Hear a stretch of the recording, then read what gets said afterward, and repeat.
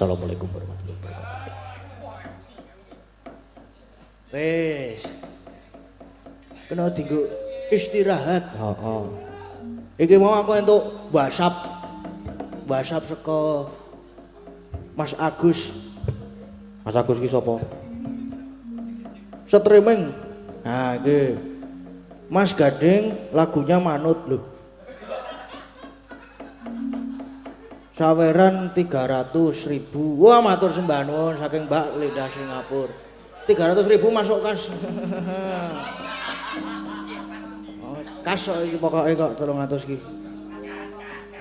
Kas. Kasih sapa ning kok? Wis tak gawane sik mengko sesuk aduh. Apa-apa. Iya.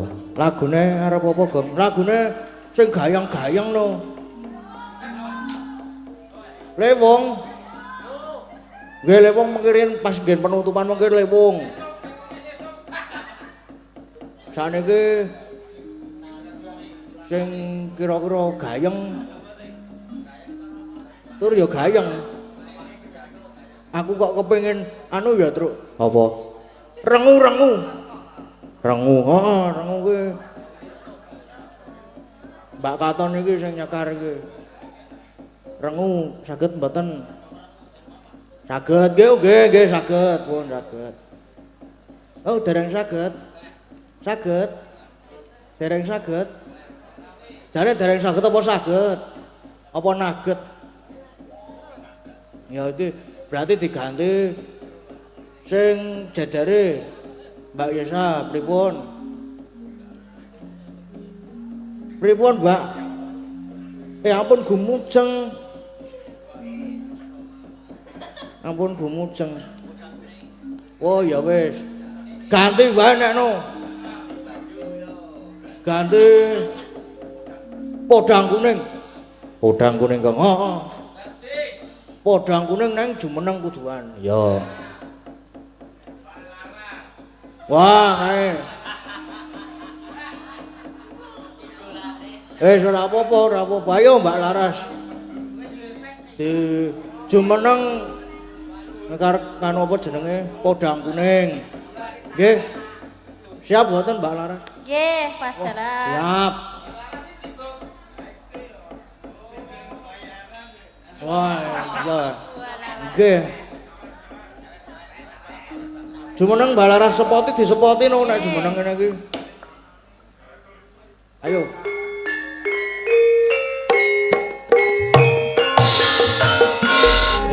Sampun Pak Dalang. Matur sembah nuwun Mbak Laras. Top markotop. Ya iki sak lagu meneh Gong. Heeh, aku dienggo penutupan sing gayeng. Wau, enten lewong. Lewong mengke kur sedanten jumeneng joget kabeh. Sak wiyagane melu joget kabeh.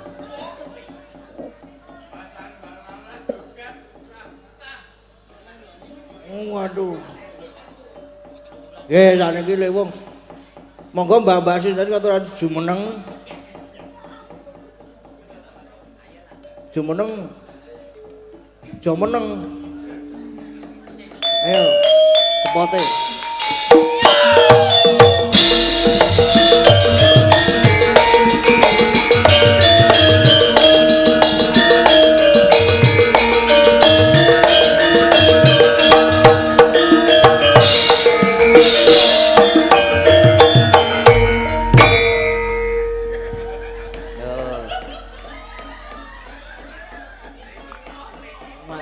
Treng.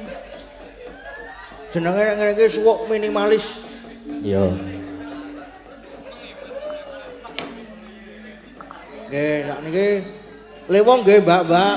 Nggih, Mas. Nggih. Monggo lang ajeng saking celuk napa? Oh, kendang. Nggih, matur sembah nuwun. Gayeng tenan, ya. Ayo. Lek gara-gara ki gegojekan ki ya ana watese.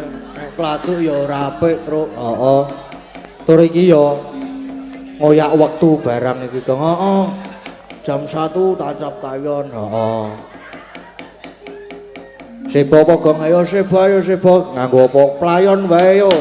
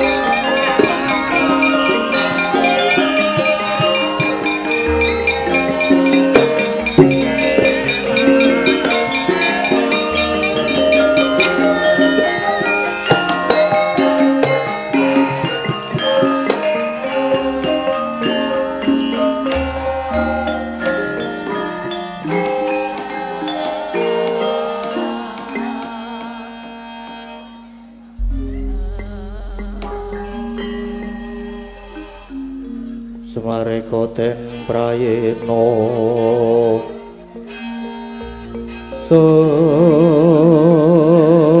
semuriris eko bali ityane kandaya ni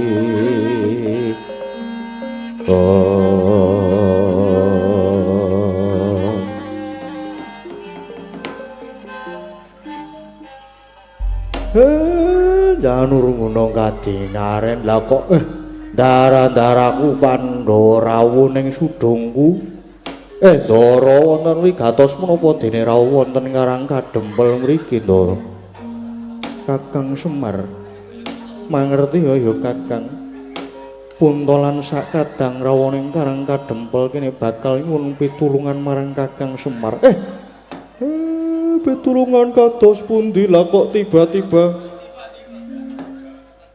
tiba-tiba banget minta pertolongan nyuwun pitulungan dateng Semar menika enten napa wonten menapa to sinuwun ya Kakang Semar wis sawetara iki Koko Prabu Kresna ora rawuh ana ing negara Ngamarta lan negara Ngamarta lagi katekan parang muka ingkang darbe sedya bakal mboyong Kakang Semar lan bedah negara Ngamarta ya wah pancen mangkono Depol iki aku ngomungsuh karo patih sing jenenge Kantong Sekti saka jenenge kowe kaya ngono wah nanging ora ngira kadigdayane kagila-gila ampuhe wah ora iso nandingi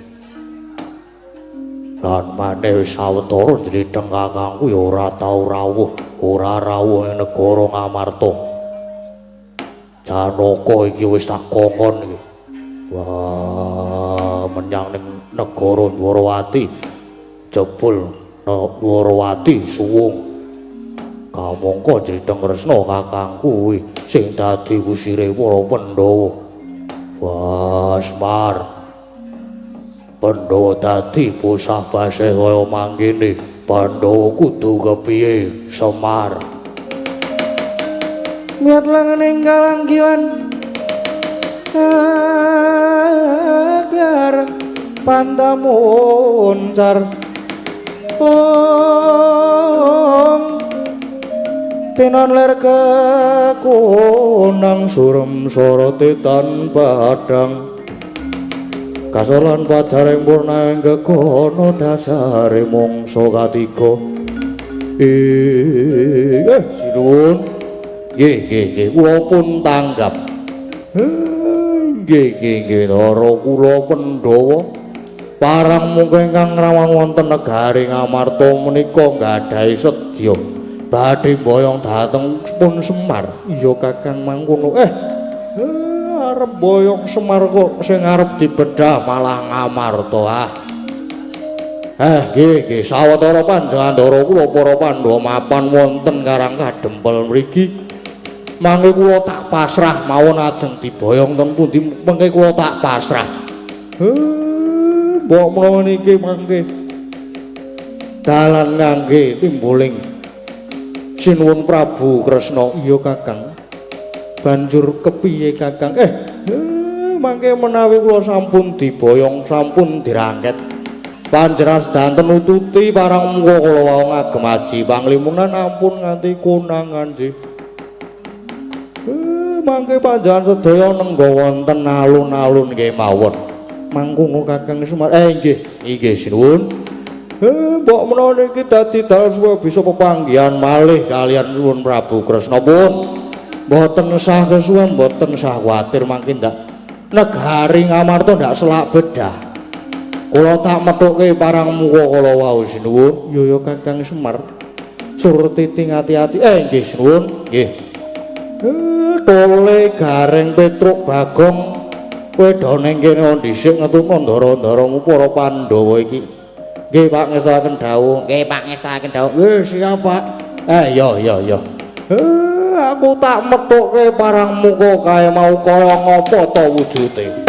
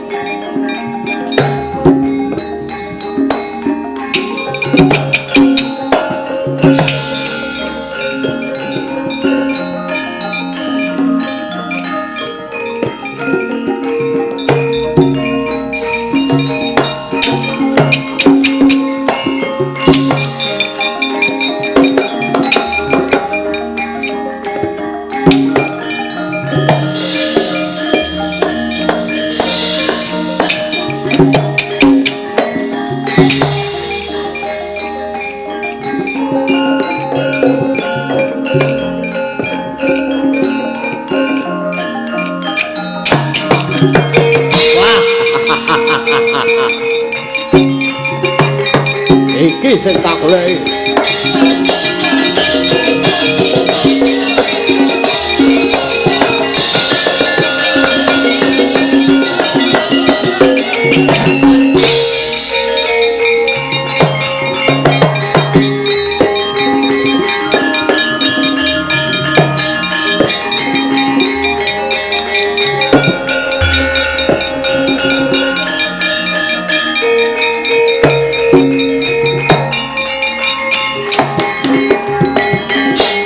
Rata Kadi Sraya Indraksasa Maruta Pawana Kana Maragana Gadalah. Iki sing tak goleki. Semar Badranaya. Iya. Nggih. Kula sampun mangertos yen panjenengan menika ajeng boyong Semar niku kula pun ngertos ya. Pancen sediaku teko ana kene iki ngarep boyong karo kowe. Kowe gelem tak boyong apa ora menawi ajeng boyong kula niku nggih pun boten sah. Dadak nganggo bedah negarane wong. Sing digoleki aku kok sing dibedah negarane ndara-ndaraku kuwi. Arep boyong-boyongo Semar pasrah. Wis aku tak manut arep tok gawane ndi arep tok dadekke tumbal. Arep tok kapak-kapakke aku ya manut Semar mungkari manut. Yo pancen kuwi sing tajam. Ayo melu aku Semar, melu aku ning negaraku. Ya nggih monggo kula tutke.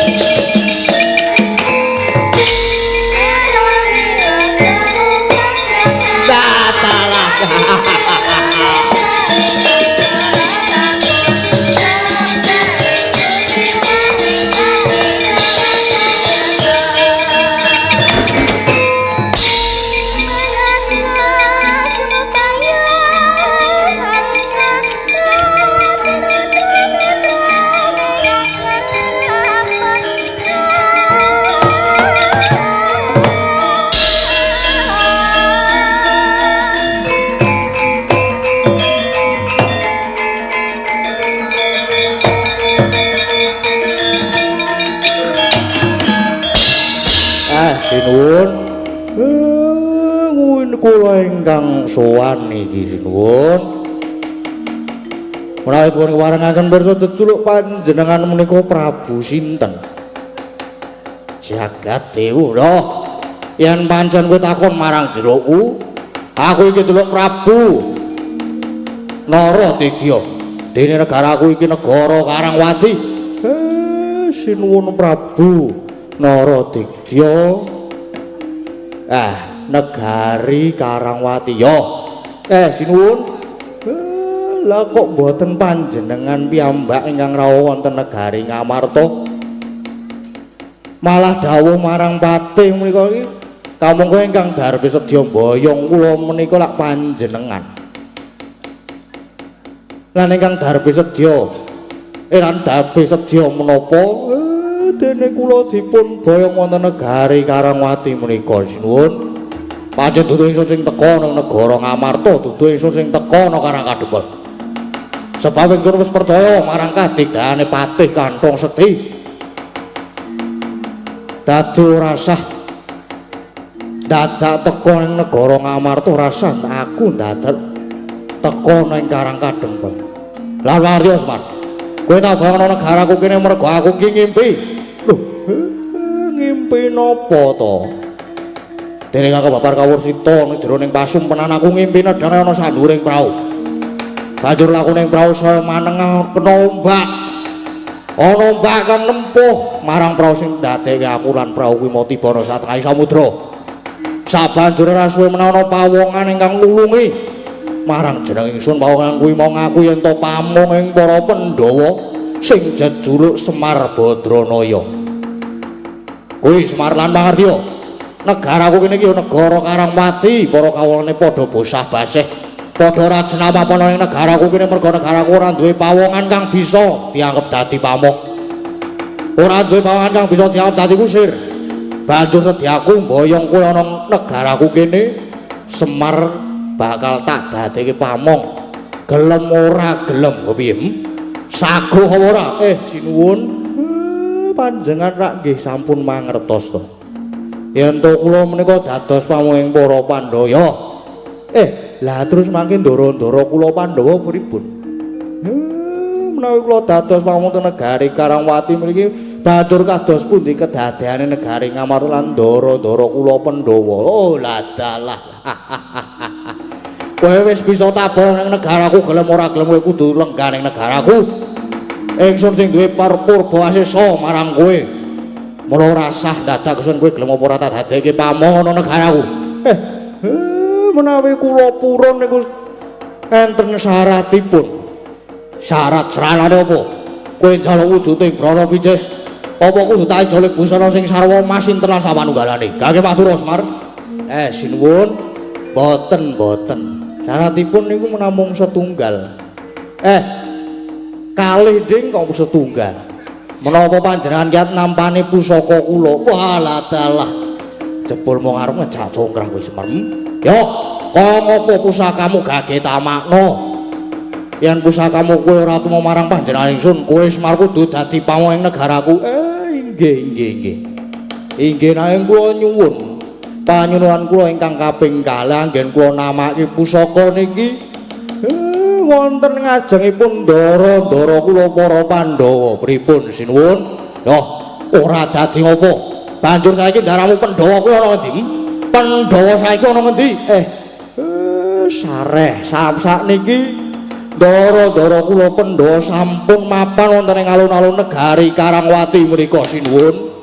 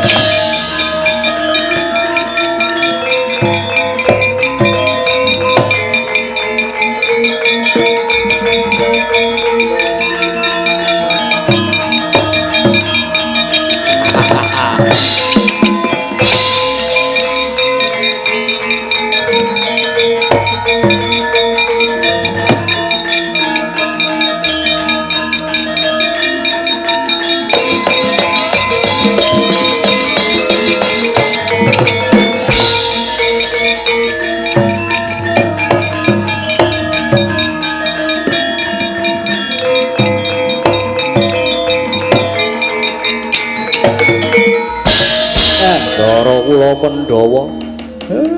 Niki ingkang jumeneng ratu wonten negari mriki jejuluk Prabu Naradegya. Lan wonten negari Karangwati mriki. Jebule mboyong kula niku mung ajeng dadekke kula pamong wonten negari Karangwati mriki Ndara. Mangkono Kakang Semar. Nggih. Nanging kula nyuwun syarat. Kula saged dadi pamong ing negari Karangwati mriki nanging kula gadah syarat, kula nyuwun syarat. Banjur syarate apa Kakang Semar? Gelem dadi pamong yen to nampak kuat nampani pusakane Semar. Wah, Semar apa di pusaka? Gadah mboten ketok mawon. Pusaka pun gadah nggih mboten ageng. Karepmu. Ngaten. Pripun sinuwun? Menika sampun ngajengi ndara-ndara kula para Pandhawa. Ya, ora usah dadak kesuwen. Ora usah dadak kesuwen, Semar. Gage tamakno pusakamu. Ben disang ben ditonton karo ndara-ndaramu para Pandhawa. Inggih sinuwun nggih. Kula purun dados pamonge panjenengan yen sampean kiat nampani pusaka kula. Niki mang tampani senjata cakra. Wah, dalah.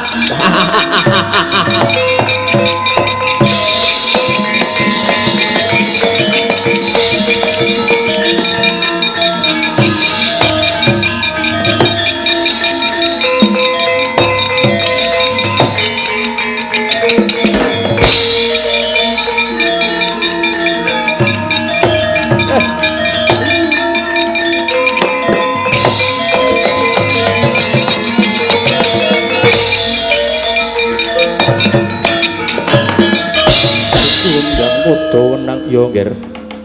Pancen panjenengan ulun ingkang ngemong marang Jagati Kresna, pancen iki kabeh saka reka dayane ulun.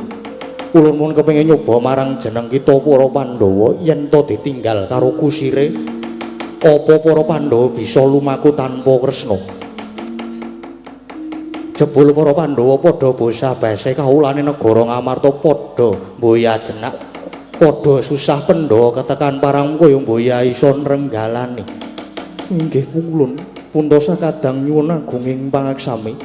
Punta lan sakadang dereng saged pisah kelawan Koko Prabu Kresna. Kuwi dadi apa ngen? Ulun kira wis cukup anggon ulun nyoba marang jeneng kita sakadang. Ulun minta pamit kundur makayangan lan ulun bakal matedhake wujude wahyu katentreman. Supaya negara Ngamarta lan para Pandhawa bisa tentrem. Inggih pulun. Matur sembah nuwun pulun. Mara gage tampanono wujuding wahyu katentreman ger Puntadewa.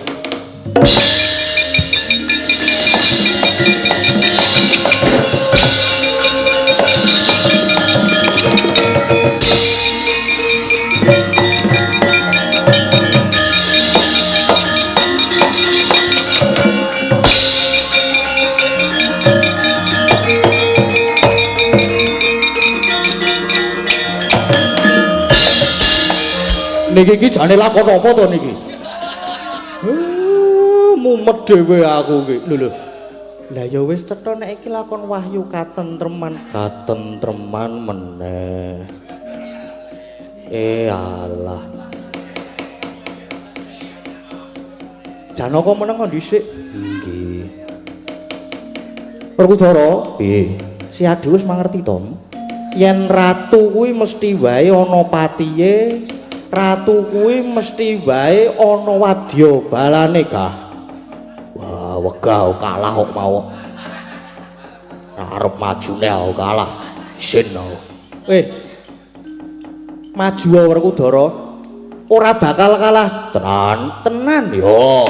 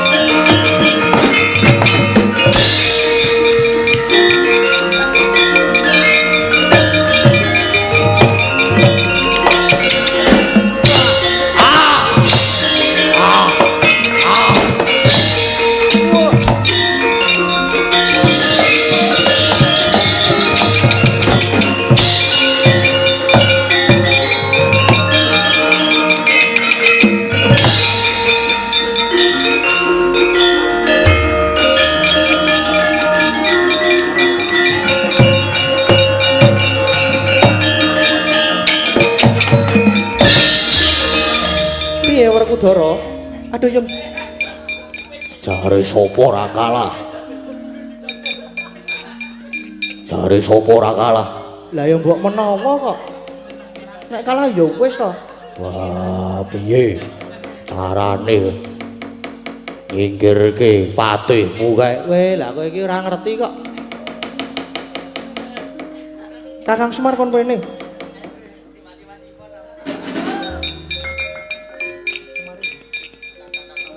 Bar, Depol, kula.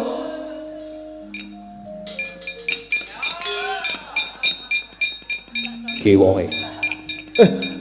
Ono wong penak-penak nang ngeblek kok terus dijunjung. Pripun Ndara? Kakang Semar. Kula. Patihku kae karo tumenggung wadya balaku kae ora bakal iso kalah yen ora mungsuh karo Kakang Semar. Masak sih? Kula kok mboten percaya coba maju to. Maju Kakang Semar. Nggih, kula tak maju.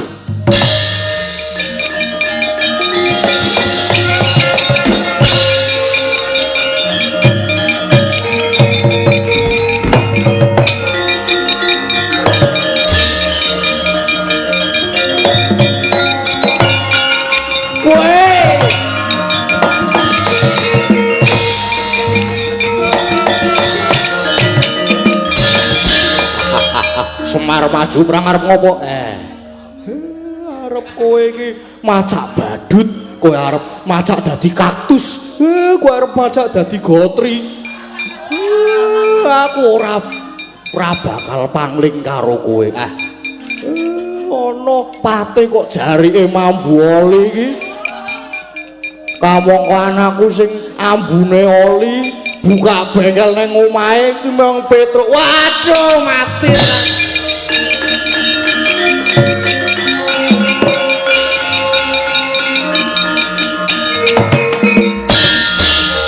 Petruk karo sapa? Lomong dijak lho, Pak. Lomong dijak kali Singgun Prabu Kresna. Nika tesih kalih. Kon rene. Sini.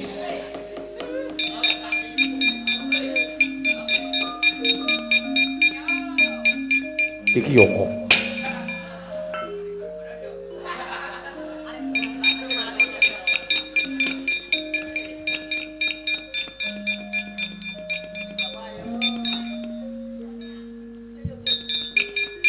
Amuk Suramrata Jayamrata. Iki ora bakal kalane. Waduh. Mati tenan aku. Waduh. Waduh. Waduh. Waduh. Wes mau bajiret iki. Wes. Lah nek kowe iki do malih dadi kuwi, ha sing gara-gara mau sapa? Sing gara-gara mau sapa? Kon darene sisan Sunan Prabu Kresna. Nuwun. Sinuwun Prabu Kresna aturan tindak mriku. Napa? Mau aku wegah aku. Isin aku jane iki. Pun to mriki to. Wis do badar, lega le dadi pateni, lega. Ngon jenengan sing ngejake kok. Kok le. Kowe do pindah rene. Do pindah rene.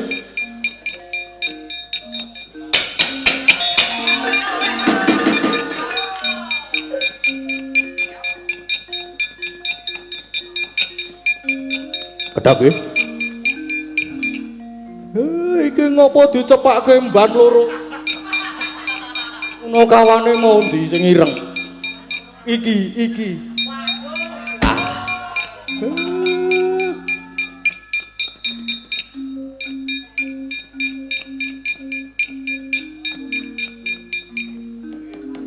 Aku ngaturke panuwun ya. Wis do gelem bantu marang aku. Ngrekoso tenan. Pun mboten apa-apa penting bayari mundak. Ya wis tak undake. Wis tak undake. Kowe iki do salina iki lakone wis arep rampung. Oh nggih ngesoake dhewe.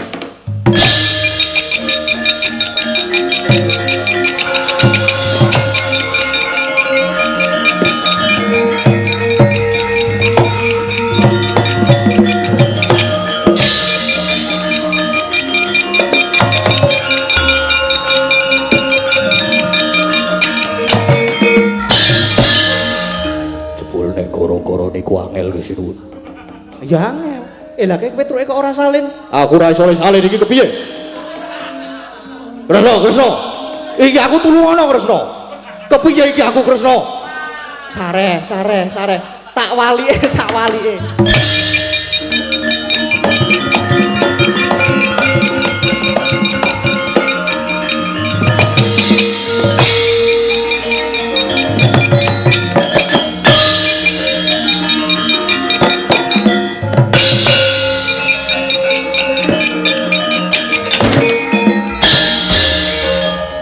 Pun kurang ajar kowe iki. Kakangne kok malih dadi Petro kon gara-gara kowe. Ora iso nembang aku iki Kresna. Ha nggih nyuwun pangapunten nggih. Apa kebutuhan lakone? Iki jane iki lakon apa iki? Kula nggih mboten kula garape kalih mumet tok. Wah, jadi Kresna rusak iki. Mulih matur.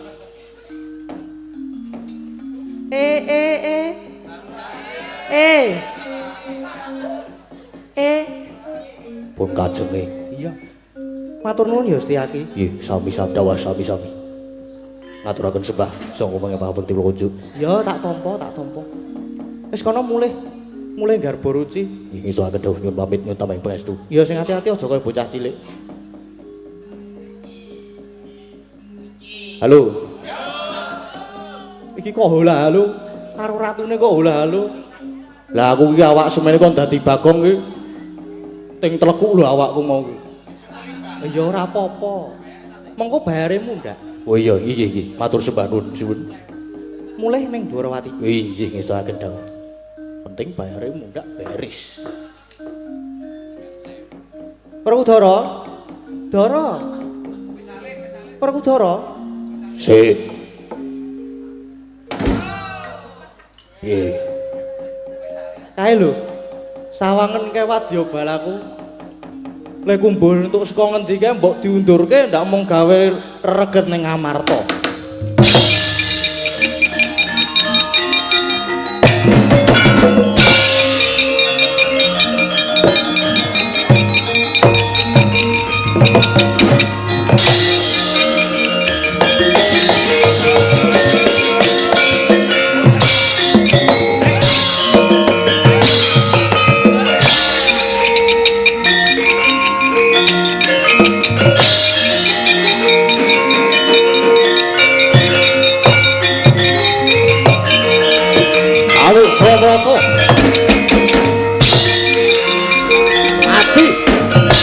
Dar Ambato. Oh, bueno. Wah.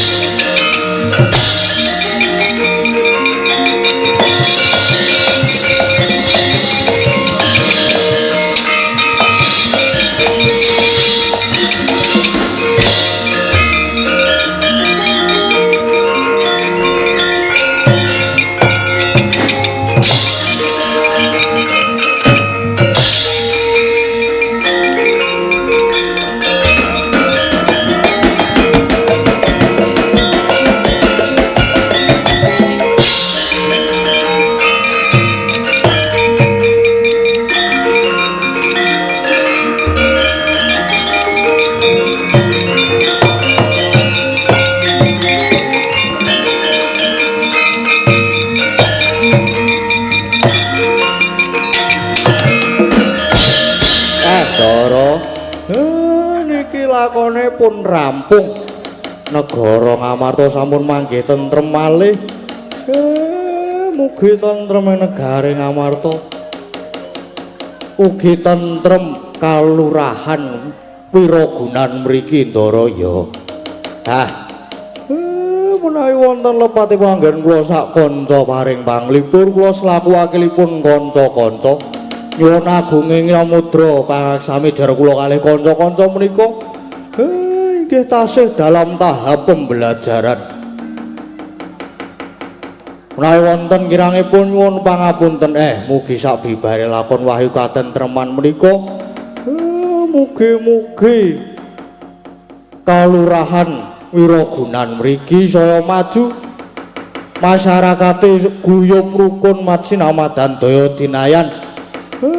Muga manggih rahayu Ndara, rahayu, rahayu, rahayu.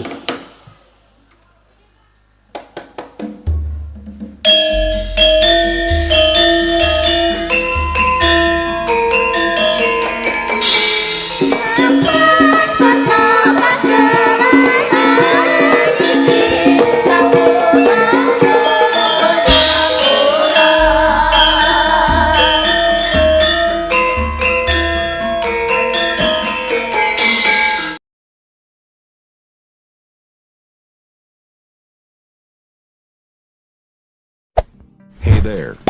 Subscribe to my channel. And also press this bell icon.